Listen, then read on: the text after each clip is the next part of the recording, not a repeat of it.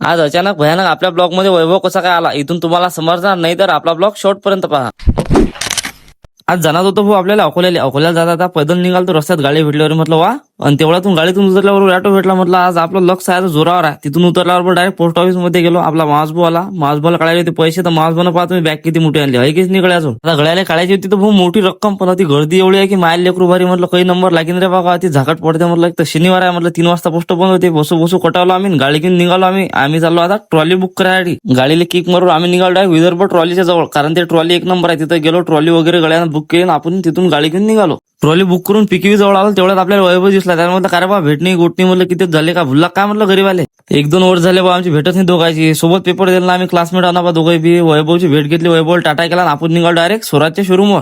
शोरूमचं काम टाकलं निपटून. म्हटलं आता एखादा प्लेट नाश्ता बी टाकून निपटून 50-50 नाश्ता करून गाडीवर बसलो. गडीमध्ये कानाला थंडी वाजू राहिली. त्याला म्हटलं कुठं थंडी आहे नाही, म्हणे एक शापी घ्यायला लागते. मग गेलो बा आपण शापी घ्यायला. गाडी घेऊन आलो आपण डायरेक्ट मार्केटमध्ये दुकानात गेलो. दुकान शापी वगैरे पाहिली तर भोवली इकडली शापी काही पसंत नाही. मग भाऊ गेलो दुसऱ्या दुकानात. आबाजी करतात घेऊन जाणार भाऊ, गडी करते नाही आबा पाहिजेच नाही. मग आणखी गेलो दुसऱ्या दुकानात. इथं पाहिल्या भाऊ 5-25 शाप्या, अच्छी शापी एक भोवले पसंत आली. म्हटलं करा भाऊ फायनल, चला म्हटलं उशिरून राहिला घर जायला. मावस भाऊ आपल्याला बस स्टँडवर सोडलं. मावस भाऊ म्हटलं आभार भाऊ तुमचे. मावस भाऊ केला टाटा आणि आपण ऑटोत बसून निघालो घर जायसाठी. तर आजच्यासाठी एवढंच मित्रांनो, भेटू पुढच्या ब्लॉग मध्ये.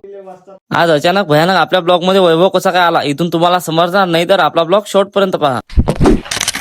आज जाणार होतो भाऊ आपल्याला अकोल्याला जाता पैदल निघाल तर रस्त्यात गाडी भेटल्यावर म्हटलं वा, आणि तेवढ्यातून गाडीतून उतरल्यावर ऑटो भेटला. म्हटलं आज आपलं लक्ष आहे जोरावर आहे. तिथून उतरल्यावर डायरेक्ट पोस्ट ऑफिस मध्ये गेलो. आपला मासभाऊ आला. मासभाऊला काढायला होते पैसे, तर मासभाऊने पाहा तुम्ही बॅग किती मोठी आणली आहे, कीच निघाले अजून. आता गळ्याला काढायची होती तर भाऊ मोठी रक्कम, पण ती गर्दी एवढी आहे की मायल लेकरू भारी. म्हटलं काही नंबर लागेल रे बाबा, ती झाकट पडते. म्हटलं एक तर शनिवार आहे. म्हटलं 3 वाजता पोस्ट बंद होते. बसू कटावलो आम्ही, गाडी घेऊन निघालो आम्ही चाललो आता ट्रॉली बुक करायसाठी. गाडीला किक मारून आम्ही निघालो डायरेक्ट विदर्भ ट्रॉलीच्या जवळ, कारण ते ट्रॉली एक नंबर आहे. तिथे गेलो, ट्रॉली वगैरे गळ्यानं बुक केली, आपण तिथून गाडी घेऊन निघालो. ट्रॉली बुक करून पिकवी जवळ आलो, तेवढ्यात आपल्याला वैभव दिसला. त्याला म्हटलं काय रे बा भेटणी गोटणी, म्हटलं किती झाले का भुलला काय, म्हटलं गरीबाले 1-2 वर्ष झाले बा आमची भेटत नाही दोघांची. सोबत पेपर दिला आम्ही, क्लासमेट आना बा दोघे बी. वैभवची भेट घेतली, वैभव टाटा केला आणि आपण निघालो डायरेक्ट स्वराजच्या शोरूमवर.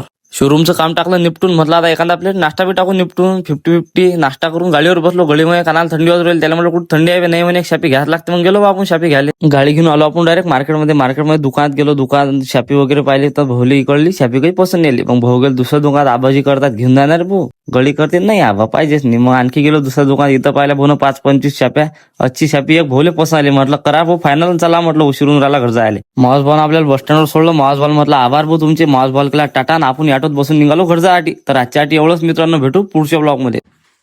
चला म्हटलं उशिरून राहिला घर जायला. मावस भाऊ आपल्याला बस स्टँडवर सोडलं. मावस भाऊ म्हटलं आभार भाऊ तुमचे. मावस भाऊ केला टाटा आणि आपण ऑटोत बसून निघालो घर जायसाठी. तर आजच्यासाठी एवढंच मित्रांनो, भेटू पुढच्या ब्लॉग मध्ये.